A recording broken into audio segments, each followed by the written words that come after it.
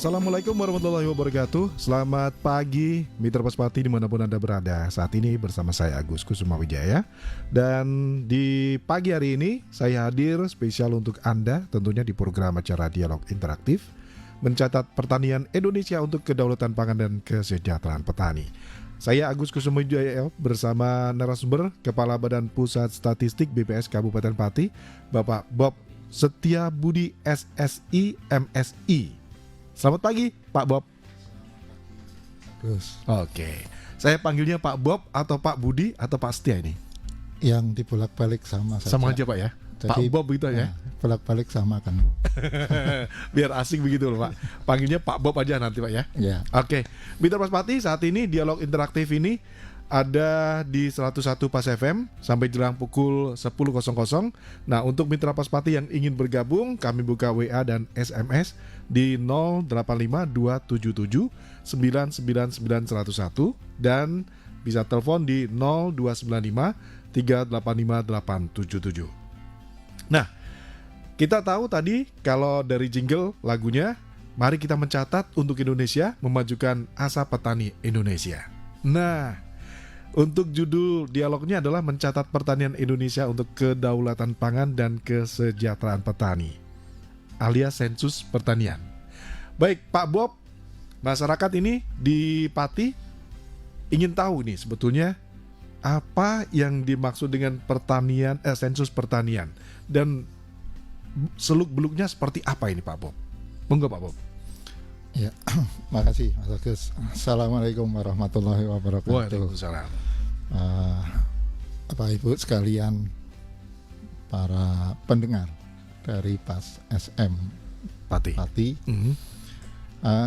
Sebagaimana tadi disampaikan oleh Mas Agus tentang sensus pertanian tahun 2023. Kalau kita berbicara masalah sensus di BPS itu sesuai dengan Undang-Undang Nomor 16 Tahun 97 tentang statistik gitu. Jadi tugas utama BPS itu melaksanakan kegiatan sensus. Sensus itu sendiri ada 3. Yang pertama adalah sensus penduduk, kemudian sensus pertanian, dan sensus ekonomi. Nah, tentang sensus 3 sensus ini ada masa atau ada waktunya. Jadi kalau sensus penduduk itu akan dilakukan pada tahun yang berakhiran 0. Iya. Kemudian sensus pertanian itu pada tahun yang berakhiran 3. Dan yang terakhir sensus ekonomi itu pada tahun yang berakhiran 1 ya Pak. 6. 6 Pak ya? 6. Oke. Jadi dengan sekarang tahun 2023 ini memang waktunya kita melaksanakan kegiatan sensus pertanian. Nah, pelaksanaan sensus pertanian tahun 2023 ini ada sedikit bukan unik, apalah sesuatu yang bisa kita lihat ciri gitu ya. Ini identik sekali dengan angka 7 sebenarnya. Jadi sensus pertanian ini adalah sensus pertanian yang ke-7 kali. Ke-7 kali Pak ya? Ya. Sejak kapan itu Pak? Jadi kalau kita berhitung mundur aja ya. Jadi 2023 ini yang ke-7, 2013 yang ke-6, 2003 yang ke-5, 2000 sampai terakhir itu di tahun 1963. 63 kita baru memulai sensus pertanian Pak ya? Pertanian. Nah, kemudian 7 yang kedua. Nah, namanya pertanian itu kan sektor, satu sektor pertanian untuk pelaksanaan tahun ini. Nah, dari sektor pertanian itu sendiri ada 7 subsektor yang nanti akan dicakup. Jadi biar mudah kita mengingat, oh ini berarti sensus pertanian ke-7, di mana di dalamnya ada 7 sektor subsektor pertanian yang nanti akan dicakup. Yang pertama adalah tanaman pangan, kemudian hortikultura, perkebunan, peternakan, perikanan, kehutanan, dan yang terakhir tentang jasa pertanian. Jadi kalau berbicara tujuan daripada sensus pertanian tahun 2023 ini, yang pertama adalah menyediakan data struktur pertanian utamanya untuk unit-unit administrasi terkecil. Jadi kegiatan-kegiatan pertanian lah yang dilakukan oleh masyarakat itu. Kemudian menyediakan data yang dapat digunakan sebagai nantinya untuk tolak ukur statistik pertanian. Kemudian yang terakhir adalah menyediakan kerangka sampel pertanian untuk survei-survei pertanian selanjutnya. Jadi nanti ini akan terbentuk kerangka sampelnya. Kerangka sampel ini akan digunakan untuk kegiatan survei-survei pertanian selama 10 tahun ke depan. Nah, cuman ini ada sesuatu yang menjadi perhatian kita gitu. Baru kemarin pencanangan tentang kegiatan sensus pertanian tahun 2023 langsung oleh Bapak Presiden. Bapak Presiden malah sedikit mengatakan, wah ini kalau sensus pertanian harus dilakukan 10 tahun sekali, kelamaan ini. Iya, kelamaan Pak ya. Harusnya 5 tahun sekali atau ini. Nah, sebenarnya kita ada kegiatan yang ya hampir sama lah seperti kayak sensus pertanian yang kita namakan survei pertanian terintegrasi. Itu namanya Sitasi. Nah, itu baru kita laksanakan pertama kali kemarin tahun 2021. Itu di seluruh, pertama kali Pak ya itu Pak ya. Nah, terus sekarang kalau berbicara manfaatnya nih, manfaatnya apa sih sebenarnya? Sensus pertanian ini manfaatnya apa? Jadi dari data sensus pertanian tahun 2023 ini sebenarnya hasilnya nanti insya Allah lah bisa untuk menjawab isu strategis terkini untuk sektor pertanian itu. Jadi selain untuk itu juga bisa dimanfaatkan untuk melihat potensi pertanian itu terkait dengan petani, misalkan petani milenial dan modernisasi tentang adopsi teknologi di sektor pertanian itu bagaimana. Nah, itu semua daftar pertanyaan yang ada itu di situ akan mencakup untuk itu. Nah, nanti terjawab di sensus pertanian tadi Pak ya, oleh petugasnya nanti. Ya, jadi harapannya kepada masyarakat tentunya ya tolong deh dijawab secara jujurnya, sejujur apa adanya. Jangan ada apanya. Ya, jangan ada dusta di antara kita. Nah, begitu. Iya. Nah, kalau sekarang kita bertanya kapan ini mau dilaksanakan sensus pertanian ini. Jadi sensus pertanian ini akan dilaksanakan selama 2 bulan, Juni dan Juli tahun 2023 ini. Jadi selama 2 bulan ini BPS Pati utamanya itu akan menerjunkan hampir 1.179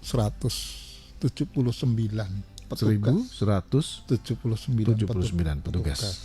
Nah, petugas ini akan tersebar di semua sampai lingkup desa. Itu akan tersebar.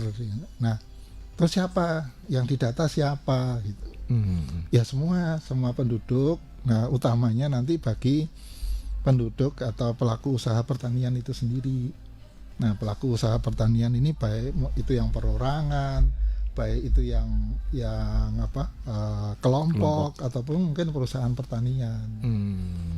Dan mungkin perlu kita ketahuin kenapa sih kok jadinya tentang pertanian ini benar-benar diperhatikan gitu ya. Kalau kita melihat dari share untuk PDRB sendiri, pendapatan regional domestik bruto yang di Pati ataupun di Jawa Tengah ataupun nasional itu share untuk sektor pertanian ini masih besar. Masih besar Pak ya, di Pati Pak ya.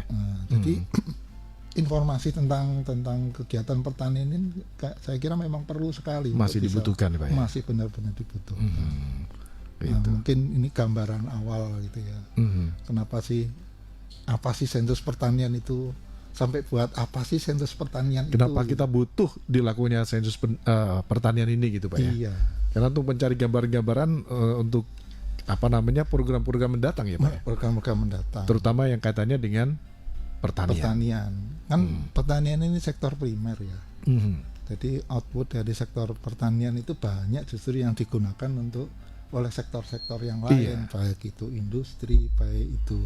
Nah, kalau ini sendiri kita punya data yang tepat gitu, nah itu kan tentunya nanti dalam hal pengembangan untuk sektor-sektor yang lain kan bisa pas gitu Pak ya. Iya. Bisa enak gitu Pak ya. Bisa tepat lah. Jadi misalkan kebutuhan 20 dikasih 20 gitu Pak ya. 20 tentunya. Kalau ada yang kelebihan Wah, malah justru baik juga kan gitu Pak ya. Iya. Tapi kalau kebutuhannya 20, datanya cuma ada 15, bingung juga kita. Kan itu bingung juga. Jadi sasarannya kan jadi kurang Pas sih, Pak, ya. kurang tepat juga kan. Iya.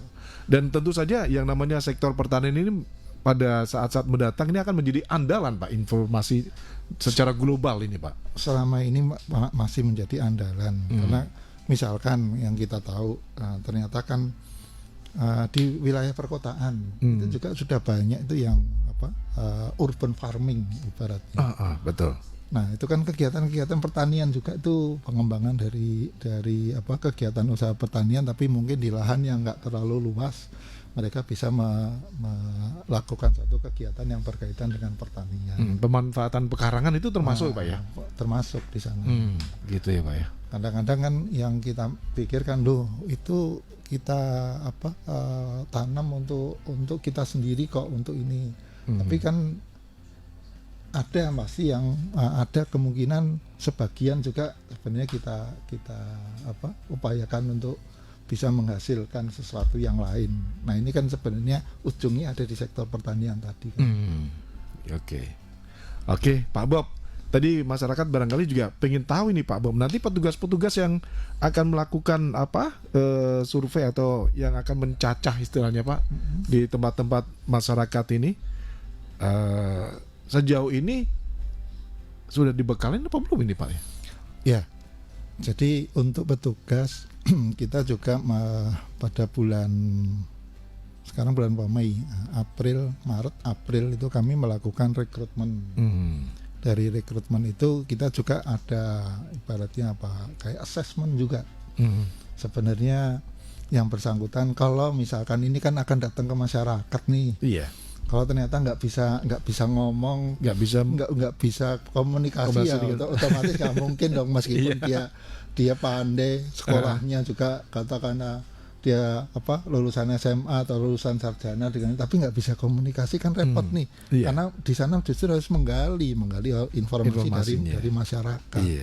Nah itu proses rekrutmen sudah kita lakukan. Kemudian sesudah ini nanti pembekalan kepada petugas. Kita akan memulai kegiatan itu nanti hari Senin sampai akhir bulan. Jadi ada sampai 3 gelombang kita lakukan karena tadi jumlah petugas yang 1.000 lebih itu kan ya. Kita ada 3 gelombang akan melakukan kegiatan pelatihan, ada di 2 tempat. Nanti petugas akan kita bekali selama 3 hari. Selama 3 hari itu dengan materi-materi yang ada dalam bentuk kuesioner nanti yang akan menjadi bekal mereka di lapangan supaya mereka punya pemahaman yang sama. Jangan sampai nanti yang di sana pemahamannya seperti ini, yang di sini pemahamannya seperti ini, yang di situ pemahamannya seperti itu gitu. Nah, kalau sudah beda-beda, bagaimana data itu bisa dibandingkan? Otomatis kan semuanya harus punya persepsi yang sama tentang misalkan konsep tentang yang dinamakan petani ini yang bagaimana. Nah, itu Pak. Yang penting di situ Pak. Iya. Petani itu yang mau disensus ya yang seperti apa itu Pak? Iya. Kan gitu ya Pak. Iya. Nah, itu nanti memang selama 3 hari itu sepertinya kok kenapa sih kok mereka harus dibekalin gitu. Kan hanya diberitahu setengah hari aja selesai gitu. Tapi konsep yang ada di BPS, misalkan saya ambil contoh, katakanlah ini nanti kan akan datang door to door ke rumah-rumah warga. Rumah-rumah warga. Jadi yang dimaksud dengan penduduk di situ yang bagaimana, dan itu akan dicatat di situ atau tidak, itu mereka harus paham, benar-benar paham tentang konsep itu tadi. Jadi jangan sampai nanti seseorang akan tercatat dua kali karena dia punya rumah di tempat mana dan punya tinggal juga di tempat mana, dia akan tercatat 2 kali, atau bahkan masyarakat sendiri, wah saya bukan penduduk sini nih, saya nggak perlu dicatat untuk ini dan lain sebagainya. Nah itu pun konsep itu nanti akan mengikuti konsep tersebut gitu. Sehingga dia akan dicatat, oh berarti ini akan dicatat di sini. Nah baru masuk kegiatan dari penduduk itu apa, ada kaitannya nggak dengan sektor pertanian. Nah kalau ada kaitannya dengan sektor pertanian akan ditanya lebih dalam tentang kegiatan sektor pertanian tadi. Oke, Pak Bob, kita rehat dulu sebentar Pak Bob. Oh, iya. Kita juga mesti harus membasahi tenggorokan ini Pak, biar enak kita ngobrolnya nanti Pak ya. Iya. Oke, kita rehat dulu. Nanti setelah kita basahin dulu tenggorokan kita lanjutin lagi obrolan kita Pak. Iya. Oke. Kami akan kembali. Anda masih bersama 101 FM Radio Paspati. Radio Paspati. Baik, kita sudah basa-basa lagi tenggorokan. Pak Bob juga demikian, sudah basa-basa lagi untuk tenggorokan. Jadi biar nggak keseribet-seribet nanti ketika kita menyampaikan informasi ya Pak ya. Iya. Oke, Pak Bob tadi informasi yang ingin didapat dari Census juga sudah dijelasin. Kemudian kita juga ingin tahu ini Pak terkait dengan pemanfaatan data dari Sensus Pertanian 2023 untuk kebijakan pertanian. Tapi sebelumnya Pak, kalau kita ingin mengetahui masyarakat petani yang betul-betul petani itu sebetulnya gampang banget sini Pak. Karena pada saat mereka mengajukan perolehan pupuk ini kan mereka sudah terlihat ini bahwa dia betul-betul petani dan mereka enggak, itu pasti sudah jelas. Karena juga harus mengumpulkan KTP, juga memiliki tanah garapan ini Pak ya. Nah, tapi untuk kemanfaatan dari sensus ini Pak, monggo Pak Bob. Ya, kalau berbicara tentang pemanfaatan data dari sensus pertanian, mungkin kita bisa kembali dulu sedikit gitu ya, tentang apa sih sebenarnya yang mau didapat gitu, dari karena kalau kita langsung berbicara tentang manfaat tanpa kita tahu dulu apa sih sebenarnya yang mau didapat dari informasi yang akan didapatkan dari kegiatan itu sendiri gitu. Jadi kalau kita berbicara tentang itu gitu, jadi pengumpulan data itu tadi sudah saya sampaikan ada tujuh subsektor gitu. Di tahun 2023 ini nanti ibaratnya kita hanya melakukan pencacahan lengkap dulu. Kita tidak akan lebih detail tentang misalkan pendapatannya atau pengeluarannya, tentang manajemennya. Itu nanti akan ada kegiatan sensus pertanian lanjutan, baik itu tentang survei ekonomi pertaniannya, kemudian atau survei produksi dan lingkungan pertanian. Nah, itu nanti tahun 2020, mungkin tahun 2024 kita akan melaksanakan itu. Nah, di 2023 ini informasi secara umum dari kegiatan pertanian. Nah, kalau berbicara tentang tadi memang disampaikan Mas Agus, itu kan gampang tuh. Kalau mau mengetahui yang petaninya gitu, di mana mereka yang mendapatkan bantuan ini dan bantuan pupuk ini dan lain sebagainya. Tapi perlu diketahui dari kegiatan beberapa sensus utamanya sensus pertanian. Misalkan kayak di daerah perkotaan gitu ya, ambillah di Semarang gitu misalkan. Ternyata di Semarang itu ada loh ditemukan seorang warga gitu atau keluarga atau rumah tangga yang dia punya kegiatan pertanian, tapi kegiatan pertaniannya dia memang bukan di Semarang, di luar kota ya Pak. Di luar kota, bahkan mungkin dia perkebunan, atau bahkan mungkin dia kegiatan perikanan gitu.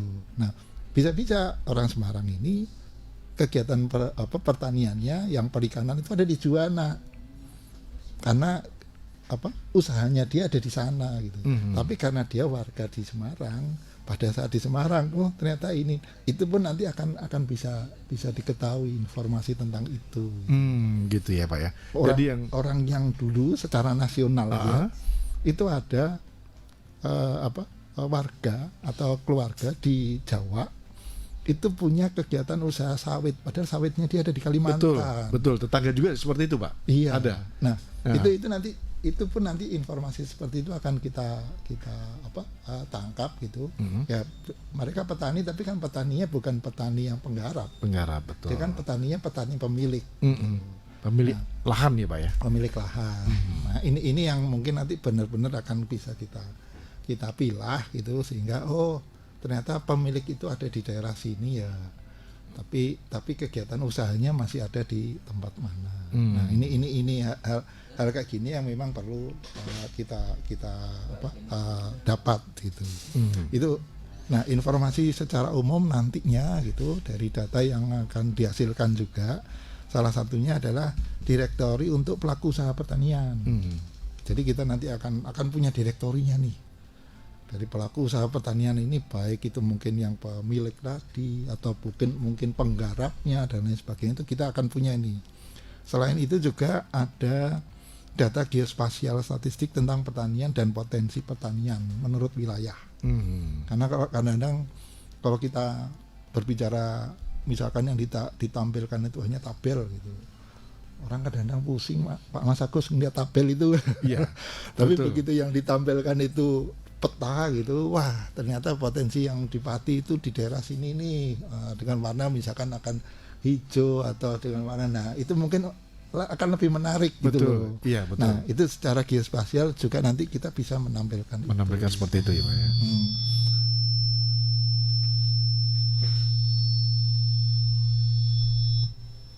Oke. Nah kemudian juga yang berkaitan dengan struktur demografi dari petani. Nah ini kadang-kadang karena berbicara masalah gender juga mungkin. Oh ternyata petani ya memang didominasi oleh yang laki-laki gitu. Tapi ada juga ternyata pelaku pertanian ini seorang wanita, bahkan mungkin dari sisi hasil, dari sisi outputnya bahkan mungkin lebih bagus gitu untuk ini. Nah itu juga insya Allah mungkin akan bisa tergambar. Dan yang terakhir tentang masalah lahan pertanian itu sendiri. Jadi gambaran tentang luas lahan menurut penggunaannya, menurut jenis kepemilikannya atau penguasaannya, dan juga mungkin lahan-lahan yang kaitannya dengan masalah irigasi dan lain sebagainya. Itu akan bisa tergambar untuk kegiatan di sensus pertanian ini sendiri. Sehingga kalau tadi Mas Agus mengatakan tentang pemanfaatannya gitu ya, pemanfaatan data ini untuk apa? Ya sebenarnya ini sangat berkaitan dengan untuk dukungan terhadap beberapa kebijakan yang berkaitan dengan masalah pertanian tadi. Jadi misalkan yang pertama tentang peningkatan kesejahteraan petani. Benar nggak petani itu sekarang sebenarnya banyak rugi, banyak ini dan lain sebagainya. Nah, tentunya bagaimana ini kebijakan selanjutnya kalau seperti itu. Seperti kalau di BPS itu juga setiap bulan secara angka provinsi lah gitu ya, itu kita ada namanya yang berkaitan dengan nilai tukar petani. Nah kalau nilai tukar petani itu ternyata lebih atau kurang dari 100, berarti petani itu rugi. Gitu Pak ya, hitung-hitungannya seperti itu Pak. Kan itu indeks, merupakan indeks. Nah kalau dia lebih dari 100 sebenarnya dia untung, tapi kalau ada keuntungan sampai seberapa sih sebenarnya. Nah mudah-mudahan dengan gambaran yang nanti yang bisa didapatkan seperti itu tentang peningkatan kesejahteraan petani ini juga akan bisa terlihat gitu. Nah ini kan untuk ukuran kebijakan selanjutnya. Kemudian juga untuk penguatan produksi pertanian dan kedaulatan pangan. Kemudian untuk reforma agraria dan pengendalian laju konversi lahan pertanian khususnya yang sawah. Kan udah banyak nih. Saya itu dulu besarnya di Pati loh Mas Agus. Gitu Pak ya. Sampai lulus SMA saya di Pati. Oh, orang Pati berarti Pak. Orang Pati dulunya. Tapi besarnya Pak. Besar. Tapi terus saya kerja baru 2 bulan ini saya kembali ke Pati. Nah, di sana saya mengembalikan memori saya dulu gitu. Wah, ini dulu daerah perumahan ini dulu tuh sawah-sawah. Ini loh, sawah nah. Pak dulu ini. Nah, ini sawah dulu, juga. Ini dulu sawah Iya, juga gitu. Pas FM ini areanya juga area sawah sebelumnya Pak.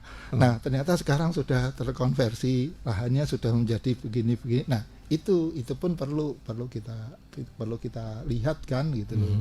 Nah, kemudian ya tadi kalau Mas Agus mengatakan itu kan namanya petani di mana dia penggunaan pupuk, dapat subsidi pupuk dan lain sebagainya. Nah, justru itu berkaitan dengan masalah penyaluran pupuk bersubsidi tadi. Sudah tepat apa belum gitu Pak ya? Iya, jangan-jangan nanti petani yang sing sugih sing yang dapat subsidi, kan gitu gitu. Dan yang terakhir tentang dukungan untuk kebijakan pertanian ya tentang regenerasi petani sama modernisasi dari Peralatannya, Pak, ya? pertanian itu sendiri. Oke. Kira-kira apa sih yang masih perlu dikembangkan dari, kan di beberapa universitas sudah ada itu jurusan teknologi pertanian.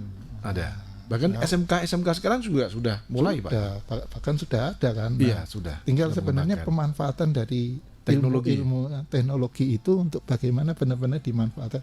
Kalau kita nggak punya informasi tentang mau mengembangannya bagaimana, datanya nggak ada, diterjunkan lah, nih harus menggunakan teknologi ini, ya nggak mungkin bisa Nggak tepat, Pak, ya? kan begitu. Muspro bahasa Most Jawanya pro. seperti itu. Oke. Oke.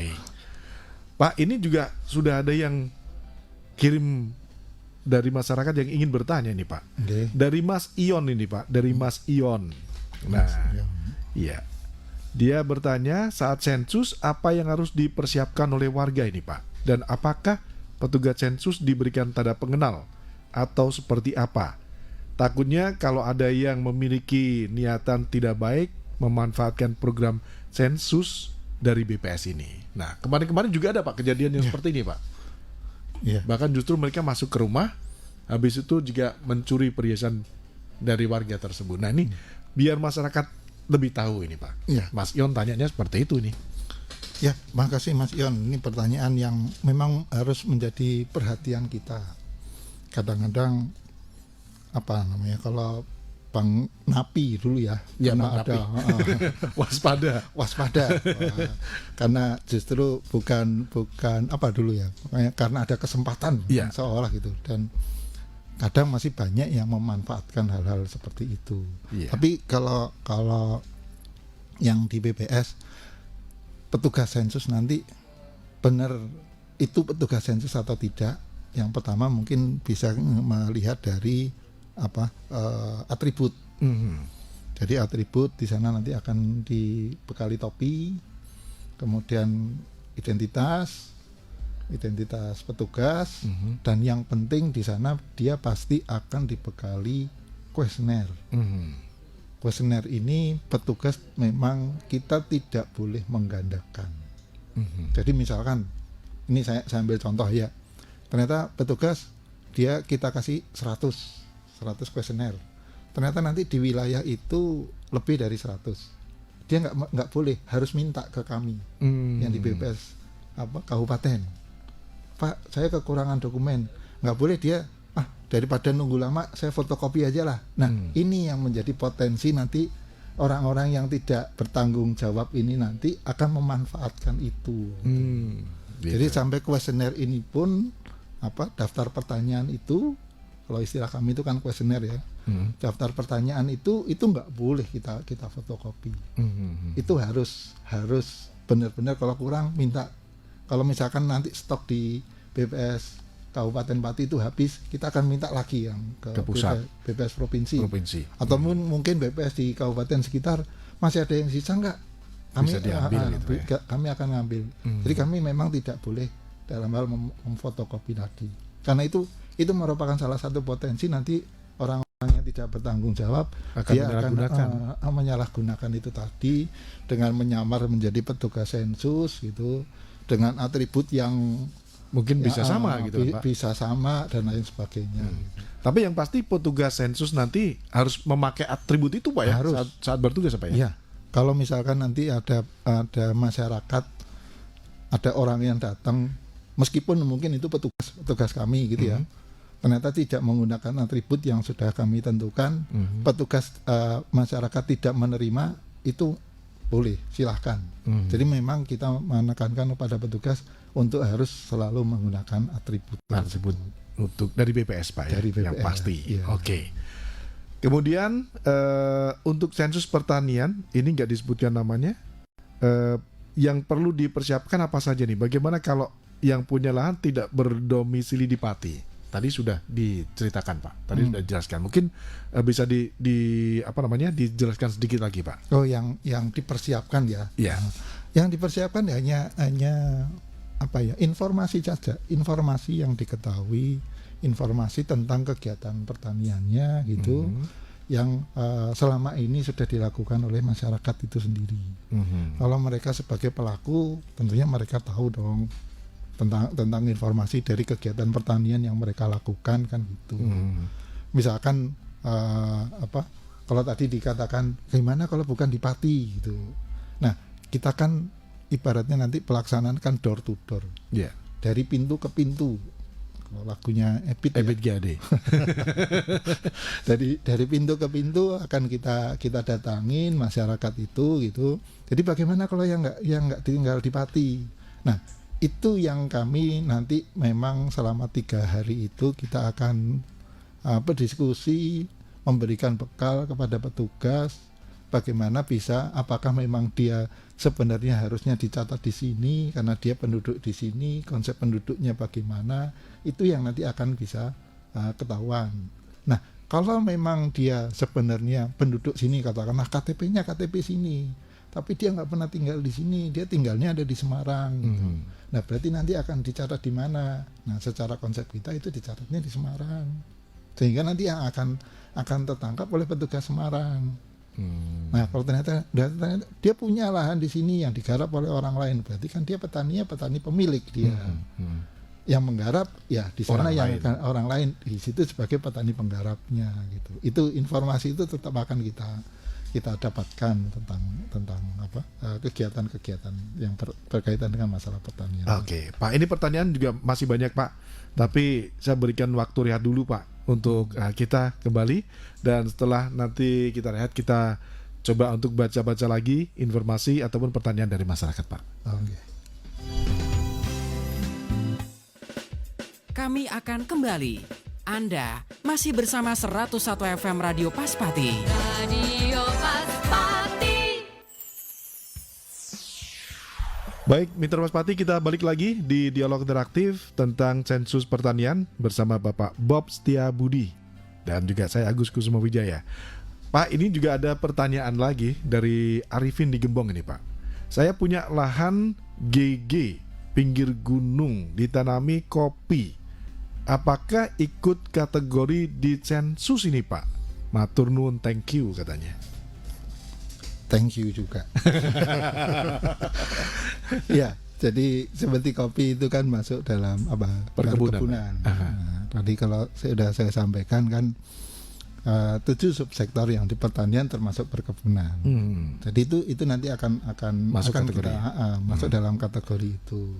Nah, mungkin kepada Mas apa tadi? Arifin, Pak. Mas Arifin, ya kami minta tolong bisa sampaikan informasi sesuai dengan apa yang nanti ditanyakan. Jadi ibaratnya apa adanya lah gitu loh. Jangan ada apanya. Ini 2 kata yang dibolak-balik maknanya sangat berbeda jauh, Pak. Berbeda jauh banget gitu. Nah. Iya. Oke, Mas Arifin bisa ngeh ya. Walaupun itu tanah GG, Pak ya. Iya. Oke. Jadi sebenarnya kan Mas Arifin ini sebagai pelaku kegiatan dari pertanian itu sendiri. Yang masalah nanti perkebunan. Masalah nanti itu dianggap sebagai pemilik atau ini, nanti petugas kami sudah akan tahu masuknya ke pertanyaan yang mana gitu. Informasi apa saja yang akan nanti ditanyakan kepada Mas Arifin ini. Kalau mungkin saya harus menjelaskan nanti panjang banget. Iya, nanti 4 jam enggak selesai, Pak. Oke. Mas Arifin, terima kasih banyak pertanyaannya. Kemudian Edi di Duku Seti, Pak, ini. Nanti petugas kalau datang ke rumah warga harus menyiapkan apa ini, Pak? Petugas berapa banyak? Terus ciri-cirinya gimana? Terus nanti dikasih jajan dan minum apa Anda ini, Pak? Ya, monggo, Pak, monggo. Kalau setiap petugas nanti datang ke rumah, dia akan disuguhin, Pak, ya? Disuguhin, waduh, bisa-bisa baru keliling 1 RT gitu kan, sudah kekenyangan dia. Tapi malah gak jalan-jalan, Pak ya? Malah gak jalan-jalan. Tapi terima kasih. Ini berarti gambaran saya ini sudah merupakan perhatian nih dari masyarakat. Kira-kira harus disiapkan apa nih? Intinya siapkan informasi yang berkaitan dengan masalah kegiatan pertanian yang dilakukan. Kalau misalkan memang saya nggak ada kegiatan pertaniannya, saya hanya jualan buka warung dan lain sebagainya, ya itu bukan kegiatan pertanian. Mungkin hanya dilakukan nantinya akan dilakukan pendataan siapa kepala keluarganya, berapa jumlah anggota rumah tangganya dan lain sebagainya. Mungkin hanya itu saja Pak ya. Hanya sampai di Kalau situ. memang sudah bergerak di bidang pertanian, Nah itu yang mungkin sedikit banyak akan lebih detail. Tapi kalau tadi berbicara tentang Dukuh Seti ya, Dukuh Seti itu potensi pertaniannya bagus, luas Pak, di sana Pak. luas. Ya pertanian, ya perikanan Pak di sana. Perikanan, utamanya di perikanan. Kalau yang saya melihat pernah tahu tentang potensi yang ada di sana. Nah mudah-mudahan sih tadi Pak Mas Mas Edi Pak. Mas Edi di nantinya gitu ya bisa memberikan informasi nih kepada, kalau Mas Edi sebagai pelaku usaha pertanian tentunya dengan terima kasih kalau misalkan itu akan menerima kami Petugas. memberikan informasi kepada petugas yang apa adanya tadi. Tapi kalau misalkan tidak, sekarang warga-warga yang berada di sekitar Mas Edi, kalau memang kebetulan lagi nggak mendengarkan nih Mas FM gitu ya, bisa diinformasikan lah. Wah ini nanti yang kaitan dengan kegiatan pertanian kayaknya mau ada sensus pertanian nih untuk ini gitu. Jadi saya berharap semua warga juga bisa jadi agent kami lah gitu loh, untuk bisa menyampaikan kegiatan sensus pertanian yang sebenarnya enggak kalah penting ini loh untuk perwujudan satu data tentang pertanian tadi. Oke. Pak, ini juga ada voice note dari Bu Iin di Telogowungu. Ya, di Telogowungu. Coba kita dengarkan apa yang ingin dia pertanyakan kepada Pak Bob di kesempatan siang hari ini.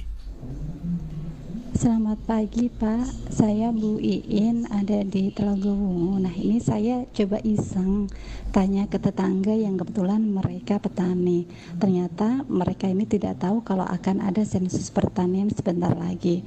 Nah apakah sosialisasi dari petugas ke kecamatan atau di kecamatan ini kurang atau bagaimana ya Pak, sehingga ada petani yang tidak tahu kalau akan ada sensus pertanian sebentar lagi. Kemudian bagaimana jika saat dilakukan sensus mereka ini menolak untuk disensus Pak? Terima kasih.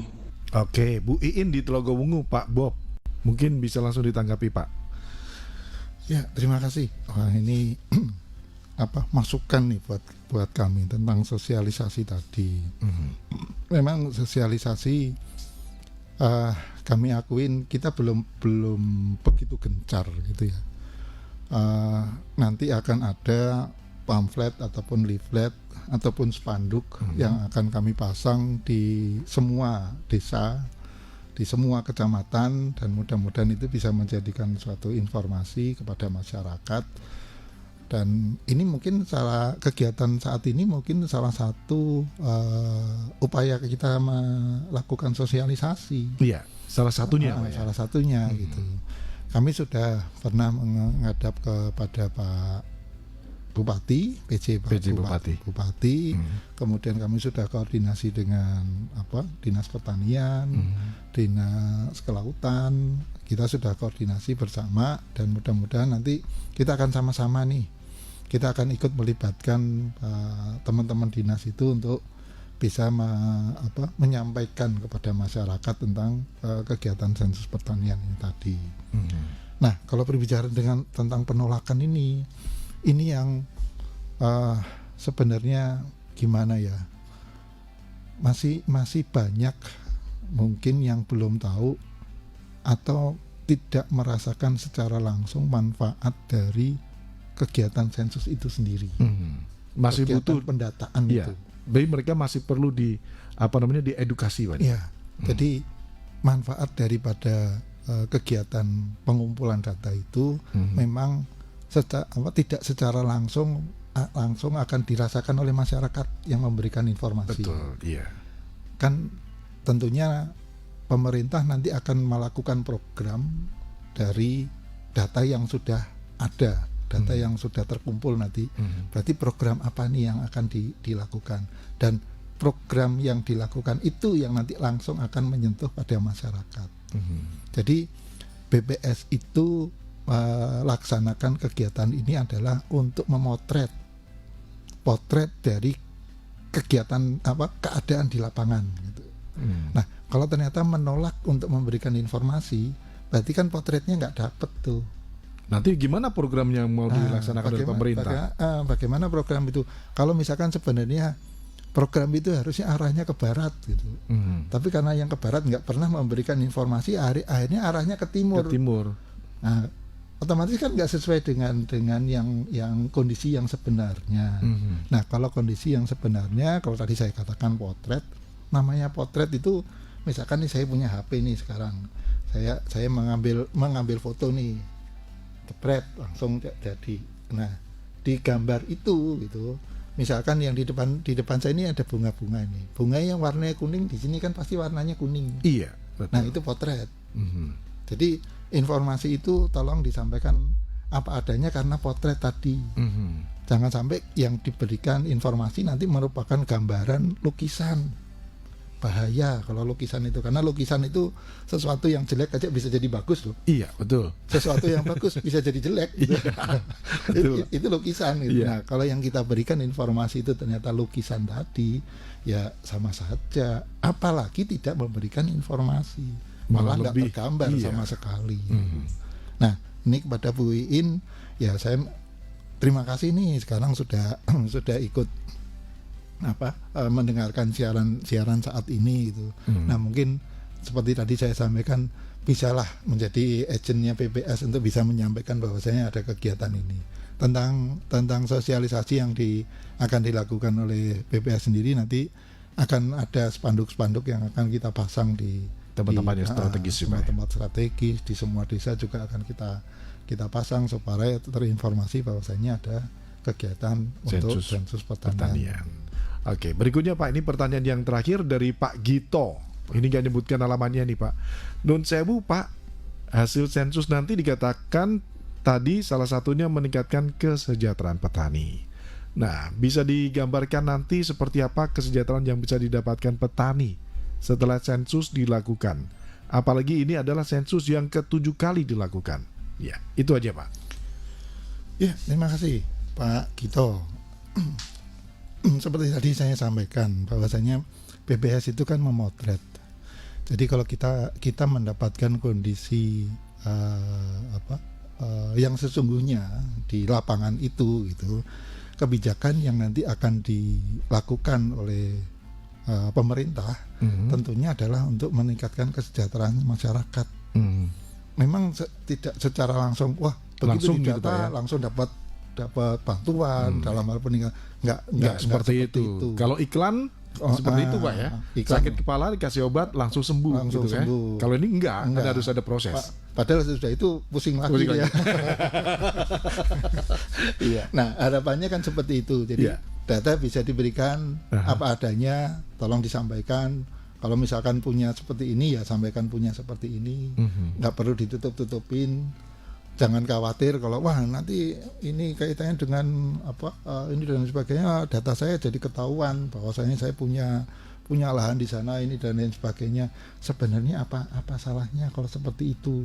Siapa tahu ada kebijakan pemerintah yang nantinya akan mengalir pada kegiatan pertanian yang Bapak Ibu atau masyarakat lakukan kan itu. Iya. Jadi bukan BPS yang akan memberikan bantuannya atau programnya, tapi BPS memberikan potret di mana nanti program baik itu tentang bantuan, tentang program apapun berdasarkan dari data yang dikumpulkan oleh BPS ini tadi. Itu yang mungkin perlu kita ketahui bersama. Sehingga kalau informasi ini salah, ya mungkin nanti kebijakannya akan tidak tepat juga kan gitu. Oke, ini barangkali yang terakhir Pak dari Edi di Dugu Seti. Yang tadi Pak ini lagi, Pak Bob bolo-bolo sudah saya kabari, tapi tolong nanti petugas yang sensus juga siap-siap.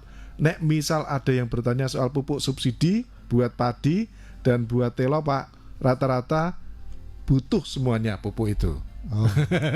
Jadi tolong nanti petugasnya Pak dikasih tahu bahwa juga ada kebutuhan soal pupuk subsidi, nanti juga akan ada pertanyaan buat petugasnya nanti Pak. Iya, terima kasih. Kalau masukan seperti itu, mudah-mudahan dari dinas yang berkaitan dengan itu juga bisa menangkap gitu tentang informasi ini. Nah, otomatis nanti dari kegiatan kami kalau memang Bapak-bapak masih benar-benar membutuhkan tentang pupuk, apabila ada pertanyaan kami yang berkaitan dengan itu, ya tolong di situ bisa informasi itu bisa disampaikan sehingga sasaran itu akan jadi tepat. Jangan sampai sebenarnya nggak butuh tapi masih bilang butuh ya gitu. Atau sebenarnya gengsi aja, nggak butuh saya, padahal sebenarnya butuh kan gitu. Iya. Oke Pak, ini kita juga sudah di penghujung waktu ini Pak. Nah, di penghujung waktu biasanya kita minta closing statement dari narasumber. Pak Bob Setiabudi selaku Kepala BPS Kabupaten Pati di dialog interaktif di kesempatan pagi hari ini terkait tentang tema yang kita bawa di pagi hari ini, mencatat pertanian Indonesia untuk kedaulatan pangan dan kesejahteraan petani Pak. Closing statement dari Pak Bob. Ya, terima kasih. Karena tadi pertanyaan banyak yang berkaitan dengan masalah apa sih yang harus siapa nih petugasnya dan lain sebagainya gitu. Saya hanya bisa menyampaikan, tolong terima kedatangan petugas sensus dan beri jawaban dengan benar. Anda harus yakin bahwasanya yang datang itu memang benar-benar petugas sensus pertanian 2023. Kenali petugas sensus pertanian 2023, di mana saat melakukan pendataan, petugas sensus pertanian 2023 ini mengenakan atribut yang mudah untuk dikenalin. Jadi tidak ada embel-embel apapun, tidak ada sumbangan, tidak ada harus membayar apa dan lain sebagainya. Nah, mungkin slogan untuk sensus pertanian 2023. Sensus Pertanian 2023 mencatat pertanian Indonesia untuk kedaulatan pangan dan kesejahteraan petani. Nah, ini terakhir saya kayaknya pengen pantun. Waduh, ini baik, boleh Pak pantun. Jalan-jalan ke kota Mekah, Cakep. ingin bersembahyang berlama-lama. Oke. Semoga acara ini membawa berkah. Amin. Sensus pertanian memberikan manfaat untuk kita semua. Alhamdulillah nantinya. Ya, terima kasih Mas Agus sudah memberikan waktu buat kami untuk bisa memberikan penjelasan, meskipun mungkin belum detail tentang kegiatan sensus pertanian ini. Terima kasih juga kepada PAS FM untuk kegiatan kami ini. Mudah-mudahan untuk selanjutnya kita bisa mensosialisasikan kegiatan-kegiatan lebih daripada yang saat ini. Oke, terima kasih. Baik, Binter Mas Pati, demikian dialog interaktif kita dengan tema mencatat pertanian Indonesia untuk kedaulatan pangan dan kesejahteraan petani bersama narasumber kita, Kepala Badan Pusat Statistik Kabupaten Pati, Bapak Bob Setiabudi SSI MSI. Kita jumpa lagi dengan dialog interaktif yang lainnya, dan mudah-mudahan yang baru saja kita obrolkan bisa ditangkap semua oleh masyarakat dan sensus pertanian di Kabupaten Pati bisa berjalan lancar. Selamat pagi, wassalamualaikum warahmatullahi wabarakatuh. Sampai jumpa. Anda masih bersama 101 FM Radio Paspati. Radio